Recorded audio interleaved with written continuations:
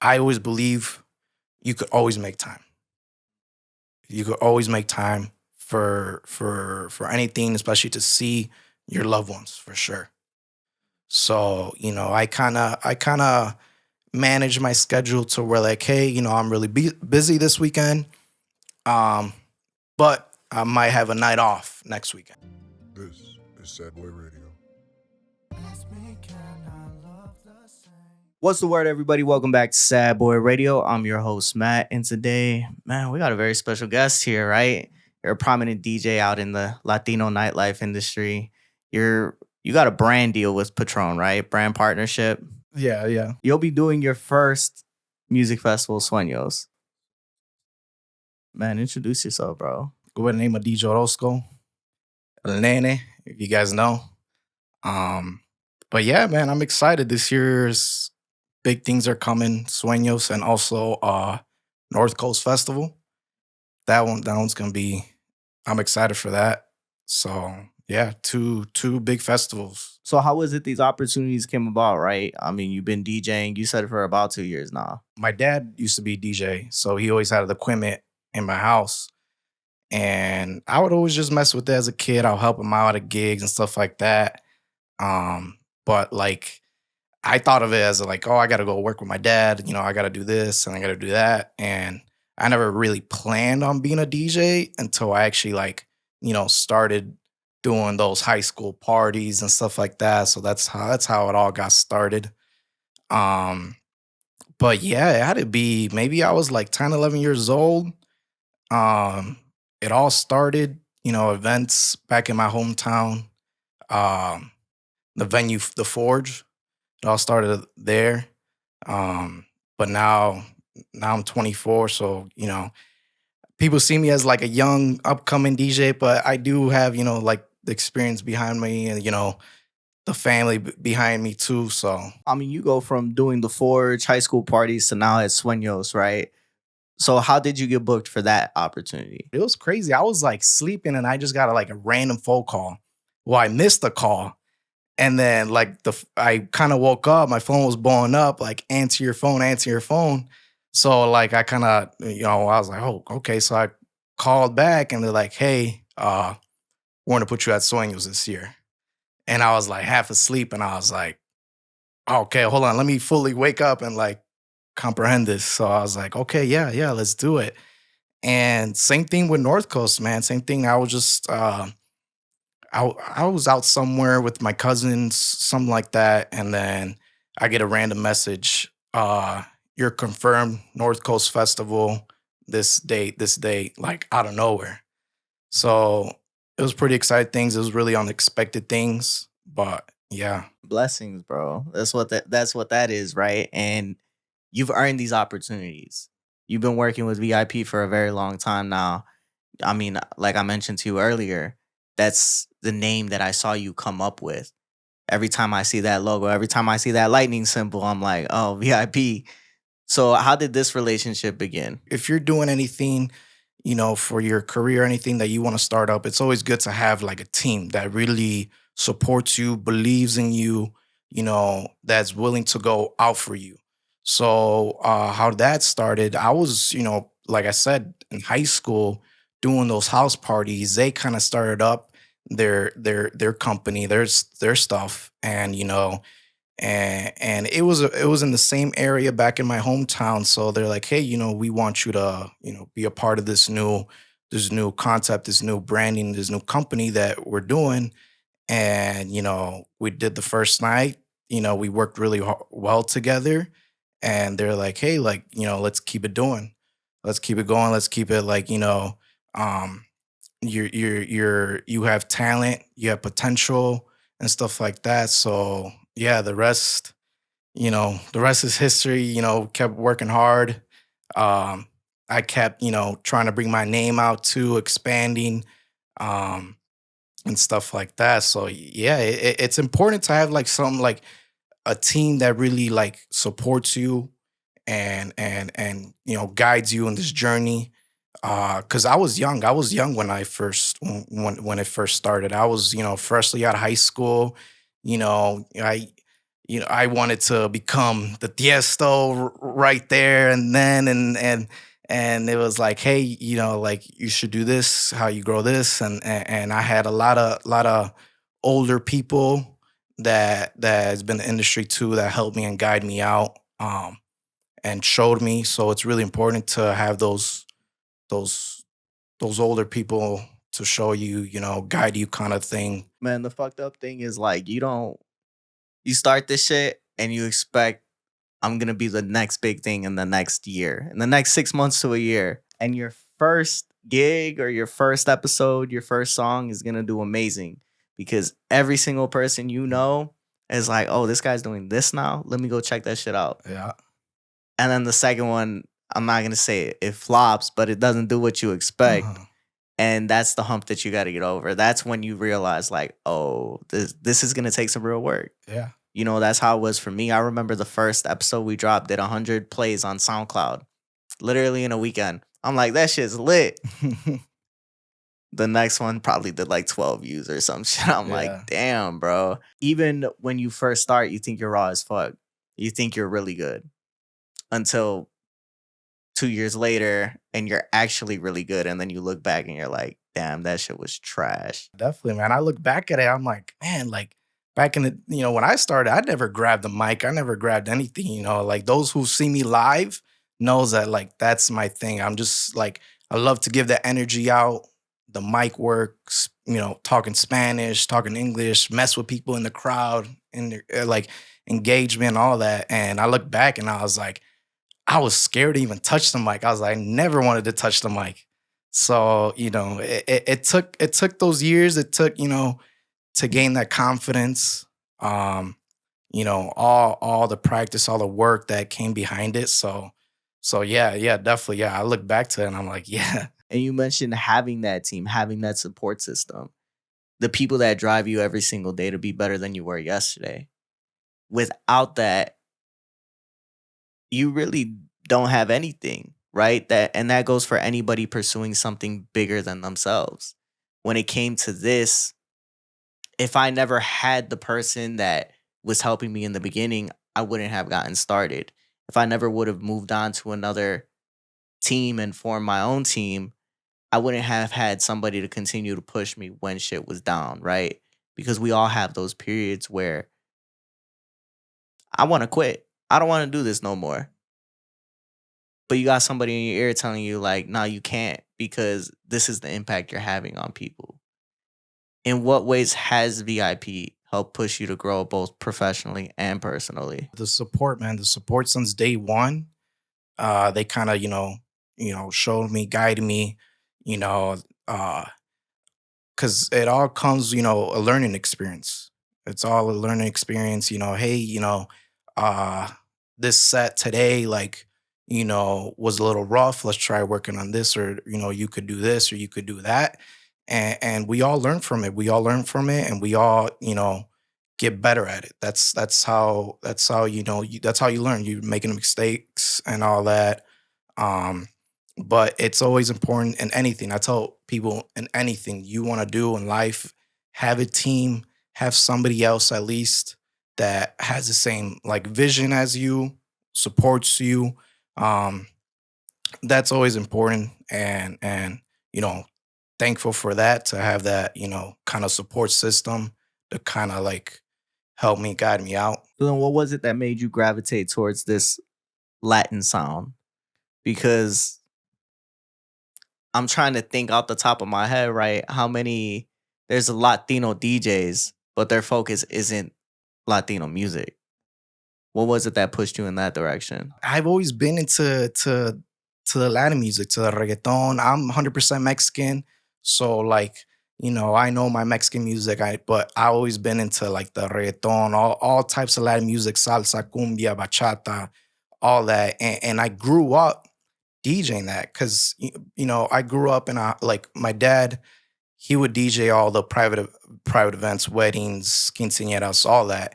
And when doing those private events, you kind of have to be really open to any kind of music. So I was helping them set up speakers and I would listen from cumbia, bachata, reggaeton. And, I was maybe, when I was like actually knew what I was doing when I was 11, 12 years old, I would actually start, DJing, maybe for like 20 minutes. And that was a time, man, when the old school reggaeton was hot. Back in 2010, I was doing all Daddy Yankee was like my number one artist. So I did, I was playing all his music. So that like till this day, I love DJing old school reggaeton. So that kind of inspired me to keep playing all Latin music and stuff like that. When I do all the open format clubs, here in Chicago, I still bring in that that taste of Latin music because Latin music is big, and nowadays it's a lot of artists are collaborating with different kinds of genres of music and stuff like that. So, I kind of give that taste anywhere I go. So you bring it back to Sueños, right? It's a highlight of Latino culture in Chicago.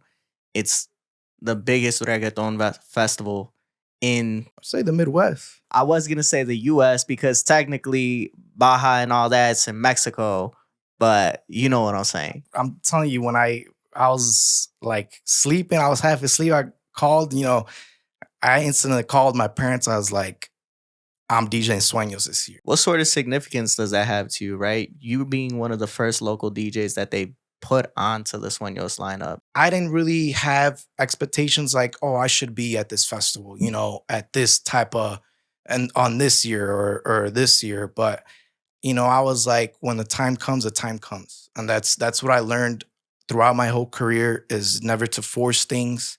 It will come at the right moment.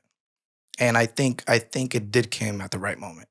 I think, last year, I was doing a bunch of tours. I was at different states doing a couple big artists. And this year, it was like, hey, like it's time for this festival. So yeah, it was big blessing. Um, I'm really, really thankful to, put on a show and to be named as like a local Chicago DJ for this huge festival. And shout out to Sueños. Shout out to Sueños that they put on that local group. Whether it was the DJs, the Mexican groups too.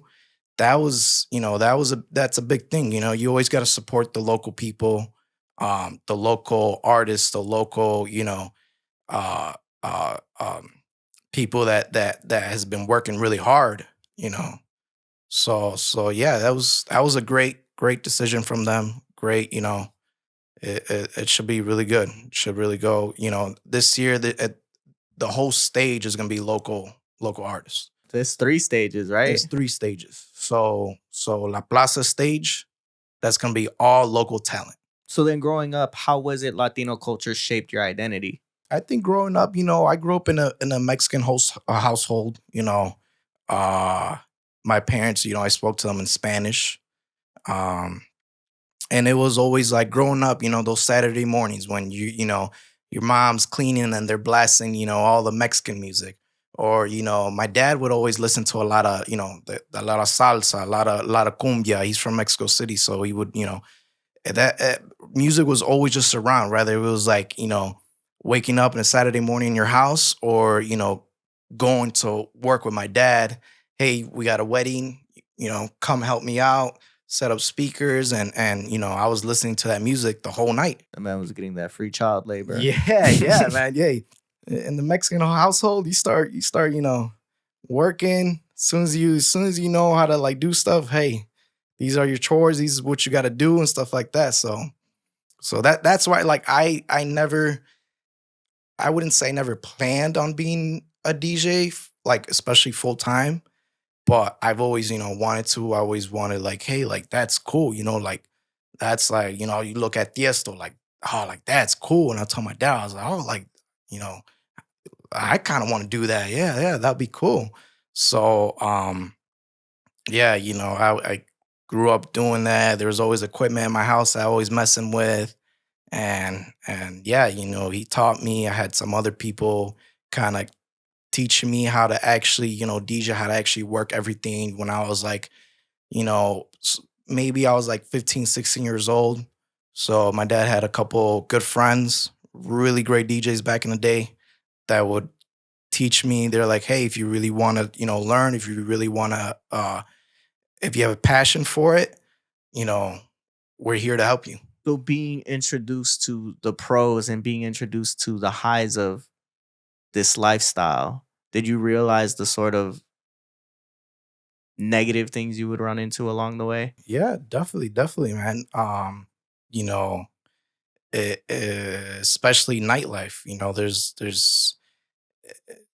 I tell people like, or I hear this all the time. Hey, the nightlife will suck you in.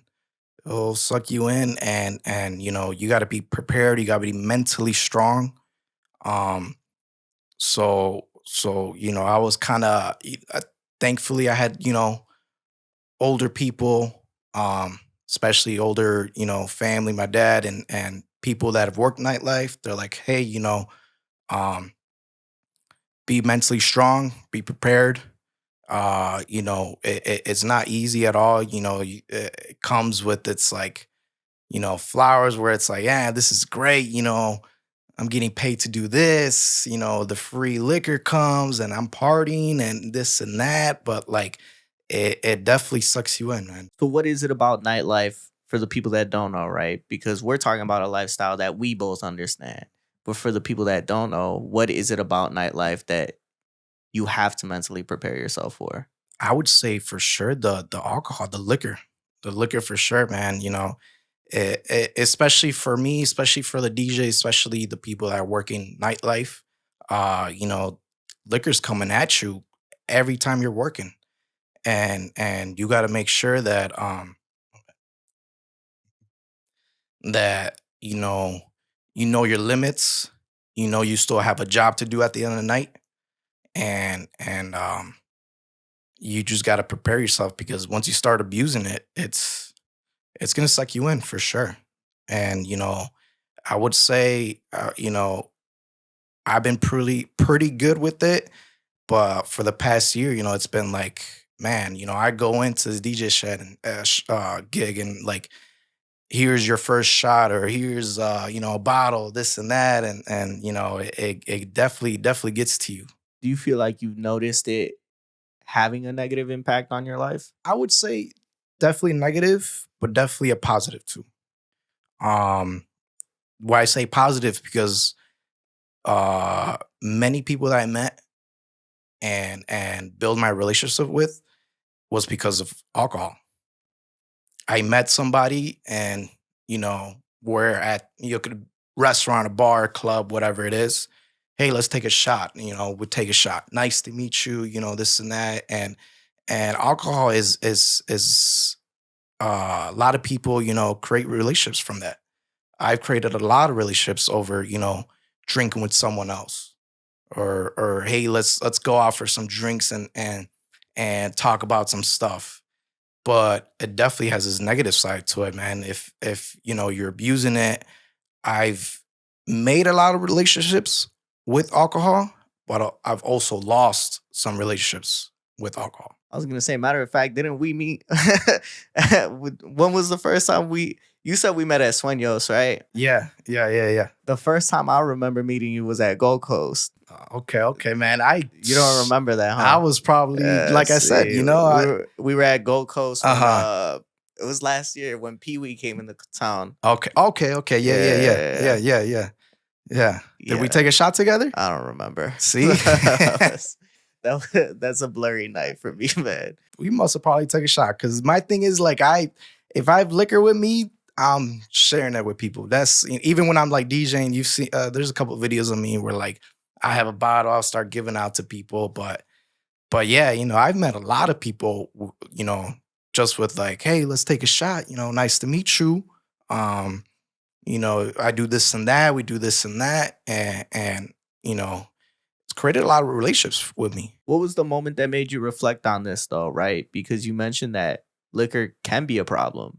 It can be the reason that it destroys a couple of your relationships, right? Everybody wakes up one day and they're like, damn, I did that.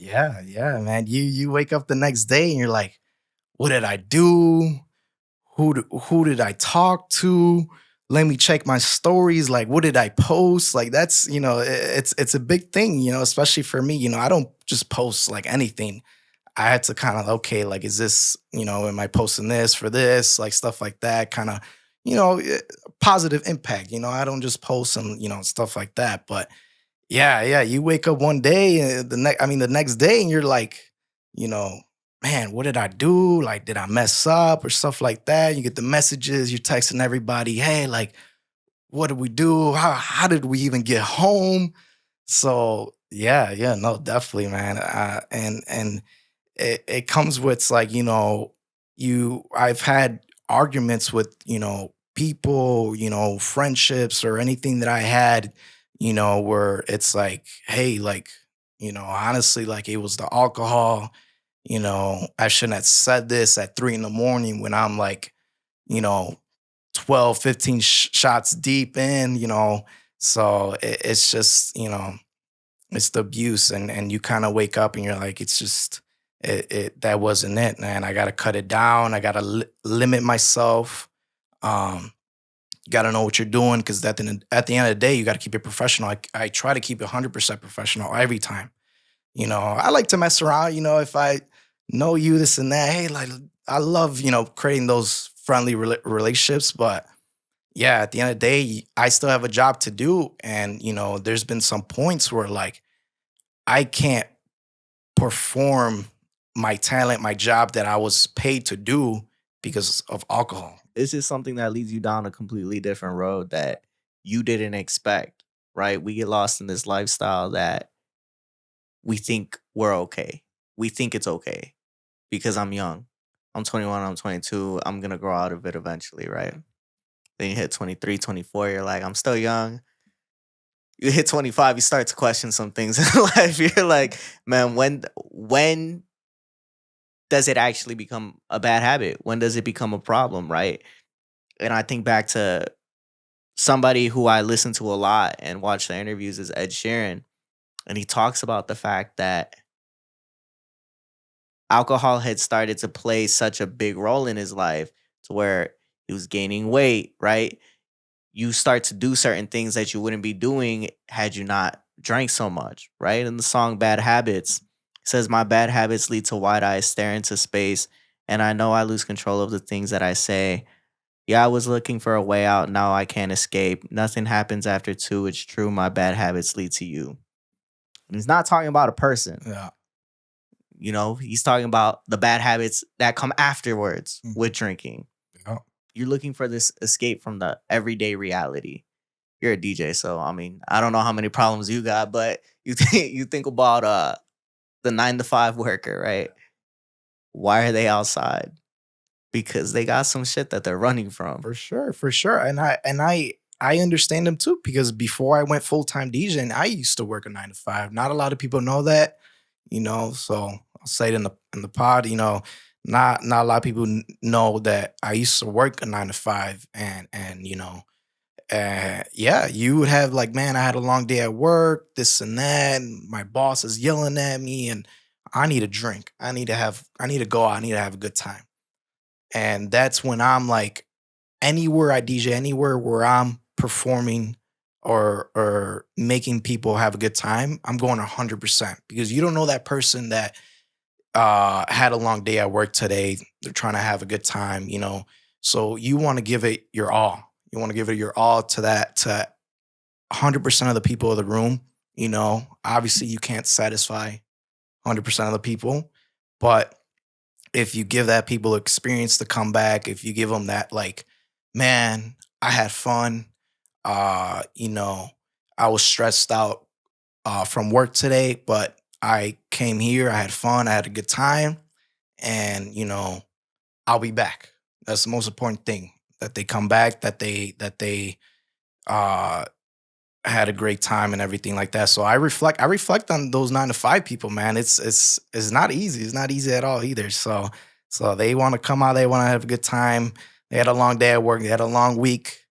So just like I did, I had those long days where like I would text a couple of my friends, I need a drink, we need to go out or something like that. And Do you feel like you've used nightlife as an escape? I would say so. I would say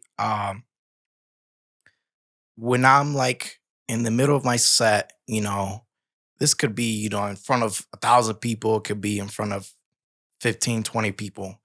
When I'm like, zoned in, I'm giving all my I tell everybody this, it's all about energy. I'm giving all my energy to those people. If I'm thinking about the problems I had earlier that day while I'm like DJing, performing, I'm not giving that all. I'm not giving that 100%.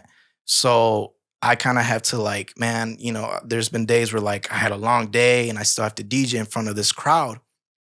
How am I going to do it? So it's just like a switch where it's like, I'm here to work. I'm here to give these people 100% of my energy. And this is why I'm here. So when I'm like in that zone, when I'm like, you know, DJing like I said, in the zone, I'm not thinking about any of that. So I feel like it is, an escape from what I have going on, whatever it is I have going on, if it was from today, if it was from a week ago.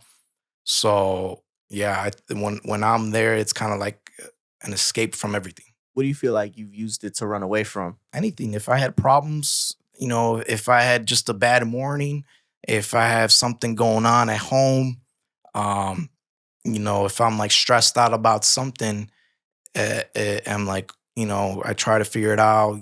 We all go through those moments, but when I'm there, I turn that switch off. I'm like, hey, we came here to give energy. At least you're doing it in a healthy way, right? Because do you think it's healthy? Like I said, it's the alcohol, man. Like we even for me, there's times where like, man, if I have a night off, I'm like, I need a drink too. I need a couple drinks. I need to just like kind of relax, kind of like not think about anything. But yeah, sometimes there's been like unhealthy ways from it, but we all learn. We all kind of hey, like that's not the right way to do it. So if you understand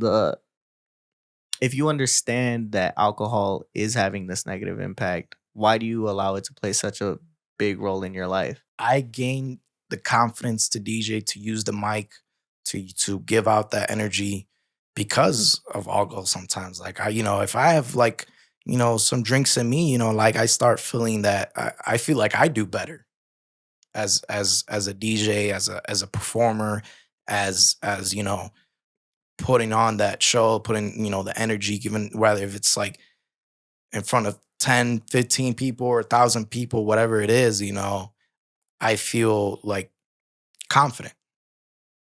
But, uh, I don't know the answer to it. I don't know, how to, eh, I mean, at the end of the day, you just gotta like stop it. You gotta like you gotta kind of block that, because at the end of the day, you're just poisoning your body. So, I watch older DJs where they're like, yeah, I don't DJ if I don't drink.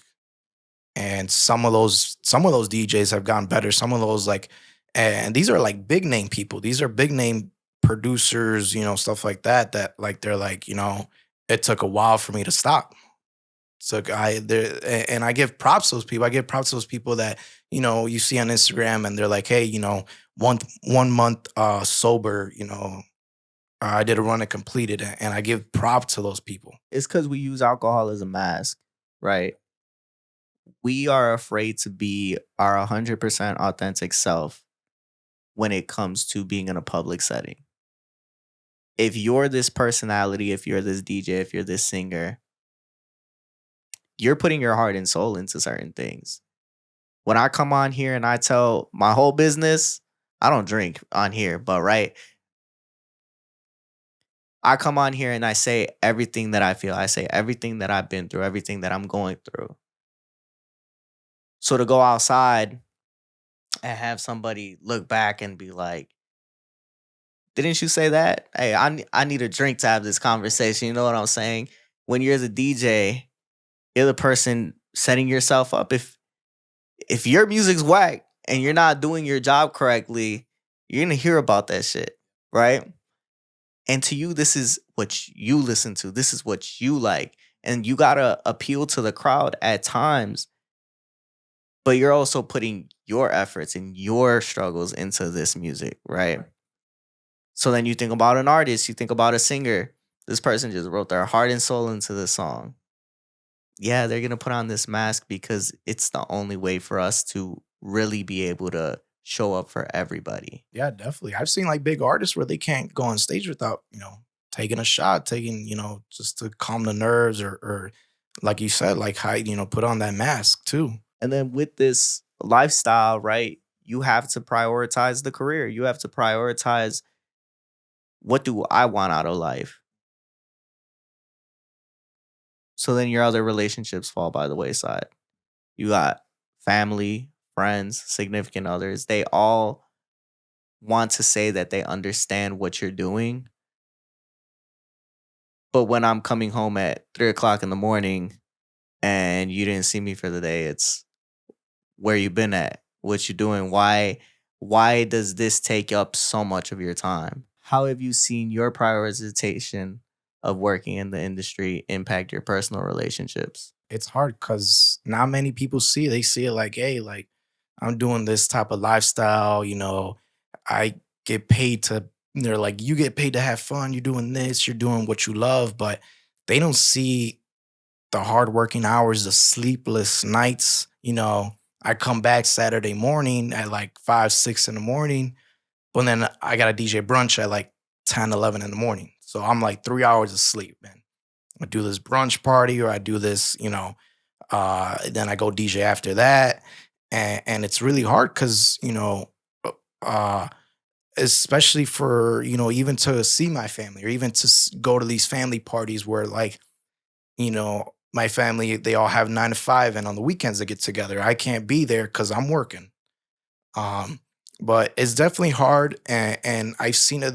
The thing is, I've seen it growing up, my dad's always been like busy with the gigs too, and the most important thing is you have those people that support you, that support you, and they're like, hey, like, he's working, he's doing his thing.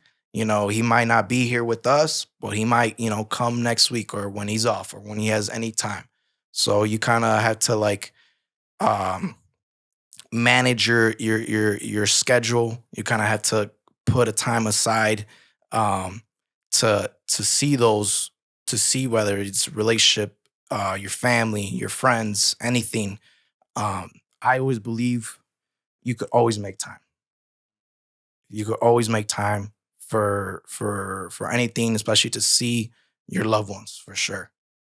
So I kind of manage my schedule to where like, hey, I'm really busy this weekend, um, but I might have a night off next weekend. So I'll see you then, and it's important to have those people that understand that and support you for that. Why is that family connection so important to you, or making that time for the people that you it might seem like an obvious thing, but there's people that, my job is more important than my family. Right. Yeah. Why is that family connection so important for you? You got to have the support. If they're not supporting you, if they're like negative, and it doesn't have to involve with like, family, whatever relationships it is, uh, they gotta have that support where they're like, if you can't see me today, you'll see me tomorrow.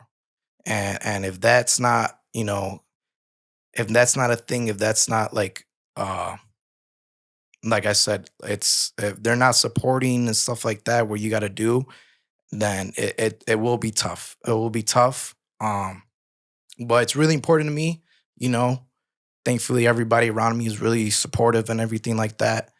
Uh, so so you have those people where it's like, oh, all he does is work, or whether it's like someone else that has a 9 to 5, oh, he cares about work first and his family.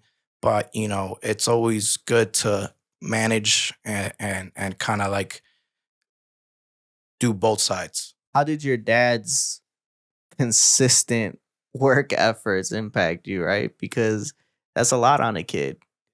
You know, My dad's at work all day. Then on the weekends, he's at work all the time.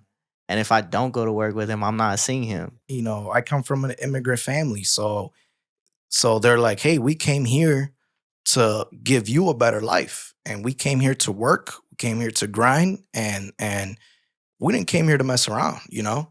So uh, I was raised where like, hey, like you could do, you know, we came here for you, and you so you could be bigger and better than us. So and the way we showed it to you is, hey, like this is what you got to do. This is how we work. You know, you do your chores. You work on this or you work on that. You go to school. Um, so I kind of grew up like, you know, hey, like go to school. On you know when you're here, help us out. You know. So I would always grow up, you know, helping my dad with anything, whether it was like the DJ or his 9 to 5 too. So it kind of shaped me as a person to like, hey, like, you know, like the Mexican people said, hay que chingale. Yeah. So you know, it's how I was raised. The hardworking mentality. Yeah, the hardworking mentality, man. You mentioned your parents mentioning that they came here so that they could work, that they could give you a better life.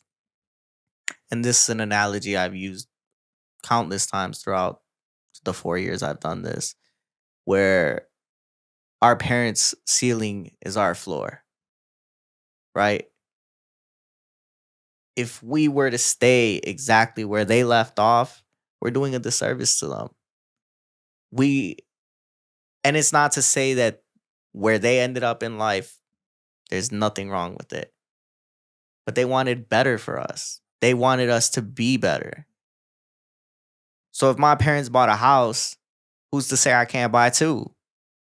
If my parents worked till they were 60 years old, okay, or 70, whatever the fucking cutoff age. I don't know what the And I'm cutoff not age saying is, that I'm right? there yet, because man, like you know, that my parents came back. My parents came here, and they were like, you know, married, house by the time they're 25, and you know, it's been times where I look at myself like, damn, like you know, I got to get my stuff together. You know, I got to get my shit together. You know, Do you feel like you failed because you haven't reached those points yet? I wouldn't say I failed.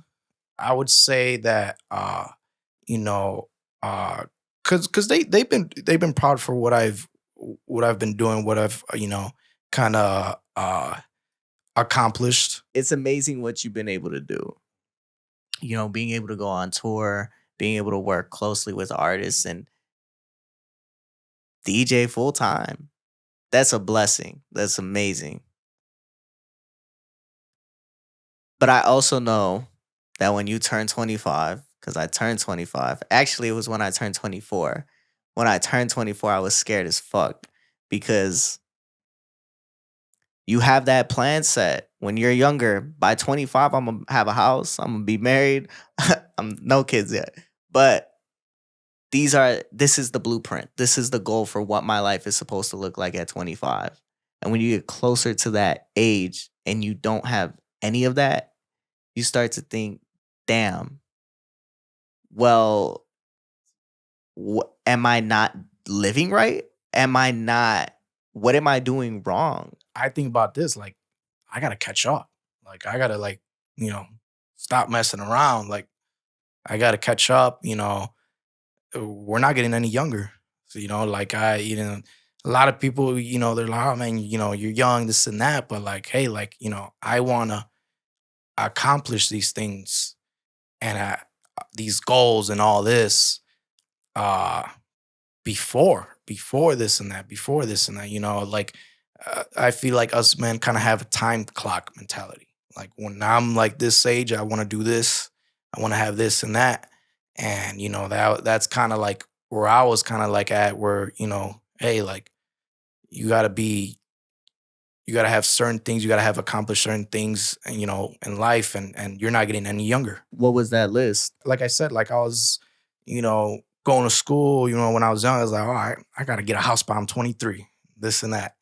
And you know, and right now the market's like crazy. So I was like, man, it's I don't know how people would like, you know, the market's crazy right now. It's like, you know, So especially in Chicago too. So what is it you feel like you're missing at this point in your life? It's not missing. It's like where I gotta accomplish this by the time this comes.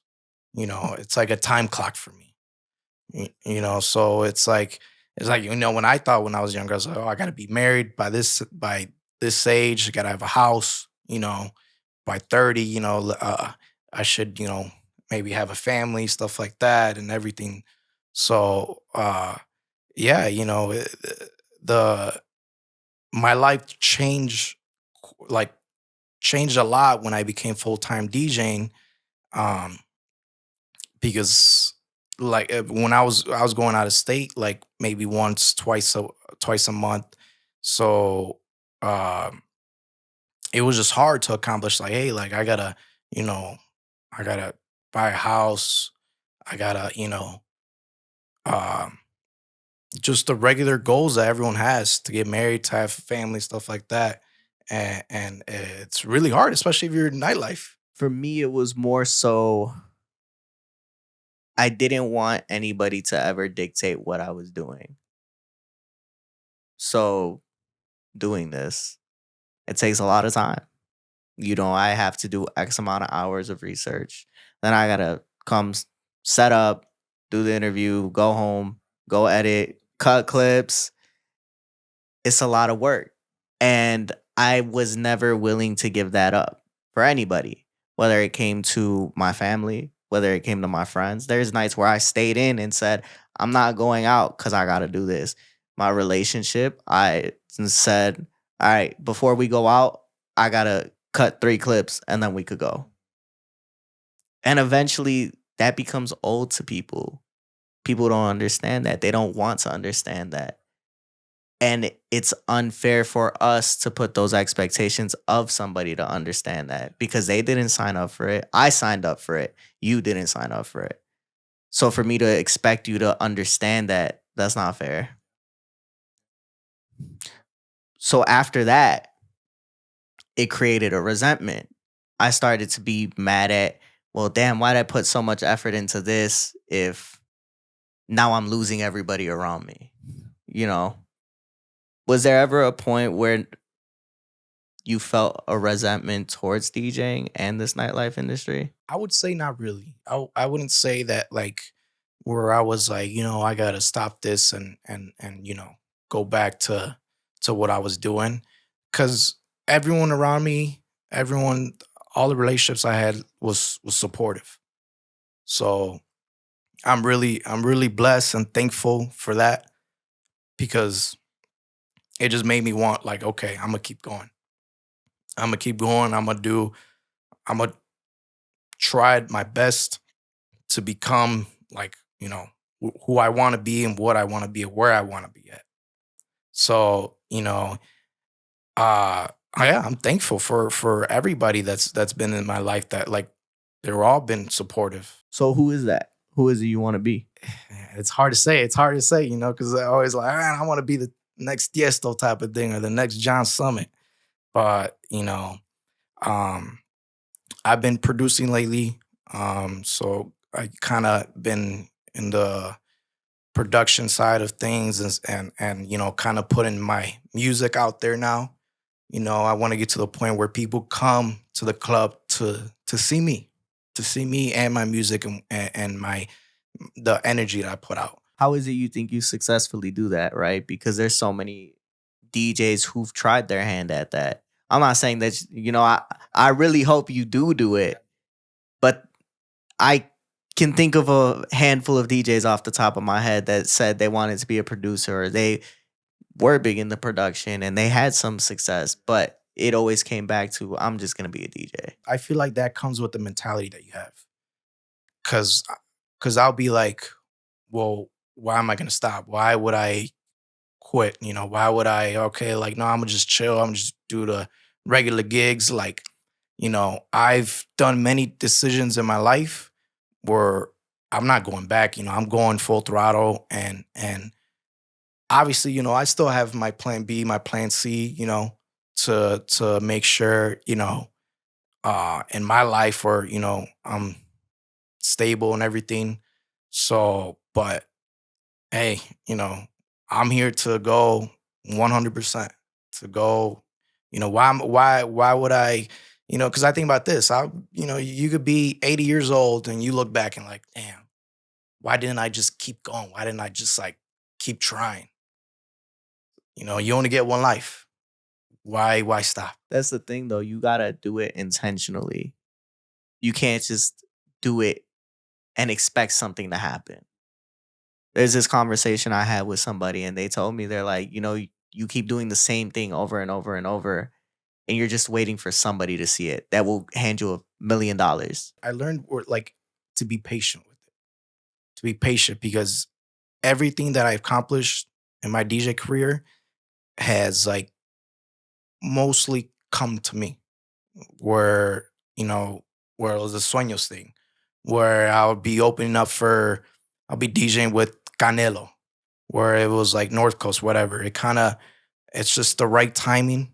I feel like that goes anything in life, the right timing to be patient.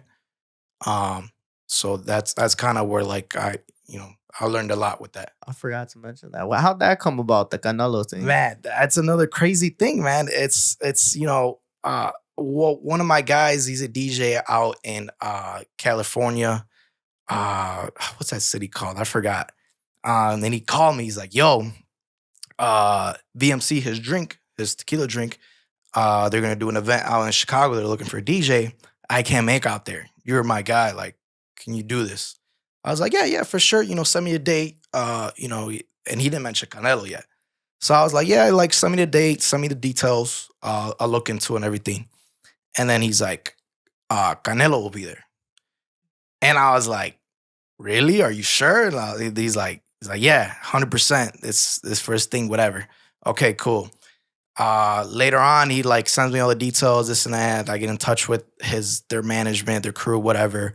And they're like, "Hey, he's gonna do a private meet and greet. He's gonna come to Chicago, do a private meet and greet.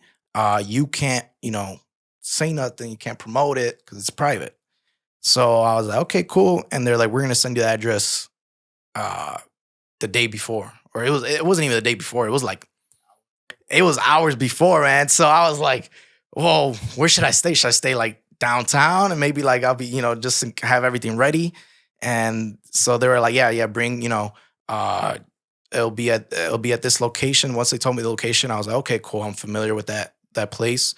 So, I got there and crazy thing, I told a couple of my friends, my family, and they're like, "Nah, Canelo's not gonna come So there here." you go. And so when I got there and he comes, he does his private meet and greet. I come, we take a picture. Great guy, great humble guy. He shook my hand. He's like, "How you doing?" Everything. So my respects to him. And I got that picture, and I remember I sent it to everybody, and they're like, "No way, where you at? Where you at? Where you at? Where you at? Where you at?" And I was like, "I'm sorry, I can't can't say where he's at." So it wasn't Pilsen. Yeah, it was. Yeah, when I'll be honest, when they sent me the location, I was like Pilsen. I was like, "Okay, cool." Like, I like Pilsen. I like, So they were like, "He's gonna be at La Vaca," and I was like, "Dang, yeah, yeah, yeah." So that was epic for them. That was crazy. La Vaca had Canelo. So yeah, no, it was crazy, man. They took everybody's phones away. They took at least the staff. At least the staff. They took all the phones away. You can't go up to them. Basically, they're gonna be really strict. He's only taking pictures with the guests that are there. Luckily, I got a picture and I got to meet him too. How did that? Hold on. If it was private, how'd that work? Like, I honestly to this day I don't know exactly how. I know those guests were it maybe important. Maybe they were signed up. Maybe uh VMs. Maybe they had a great connection with VMC, his drink. So, but honestly, I really don't know. How or why they're invited, but it was really cool event, great event. You know, like I said, you great humble guy, great guy. He shook my hand. I tell people all the time, like these big artists, like when I meet them, they're really great. And then when I do like these small upcoming artists, they think they're like already Bad Bunny and Drake or something like that. And it's like, man, Canelo shook my hand. You don't want to shake my hand. You only got like 200,000 followers on you. Who's the most memorable artist you've DJ'd for, and what happened? Obviously, I would say, one of the big ones. But maybe I'm trying to think here. Shaquille O'Neal. He was really great, really humble guy. Like I said, shook my hand. We were like smoking hookah together. Damn, y'all in the love green hookah room. for real. Yeah. Hookah's my thing, man. So, when I go to the Texas or even Miami, they got the hookah. I love it. You sure you're not Dominican, bro? I love my Dominicans. Yeah, but nah, yeah. So, Shaq was really cool. We were really humble guy, really great guy. I would say, I appreciate those artists that give those people time. I would say Alpha would be another one. I DJ'd with him twice, I think. He was really great the second time. I had some liquor in me, so I was like, hey, I don't think I fucked it. Well, it was a little bit chill. I told him, I was like, hey, like, how's it going? Do you remember me? He probably didn't remember me. And I kind of like gave him a little hug. He hugged me back. He was like, yeah, keep doing your thing. Like he gave me that time, even though I was like a little bit extra with it. So yeah, those people that that gave me that kind of time were, I appreciate that. I appreciate those people, that are really humble, that like give that time to you. So with this all said and done, before you go on to do your biggest gig yet, what is it you want people to know about Orozco at his core? Anywhere where I'm at, whether if I'm not DJing or I am DJing, I love that, to give that energy to people. I love to like, if I have that time, I'm like, hey, like, how are you doing? How's it going? Like, how's your day today? Yeah, and same thing when when I'm DJing too. I give those people time of day. You know, um, I try to be really genuine, really kind to everybody.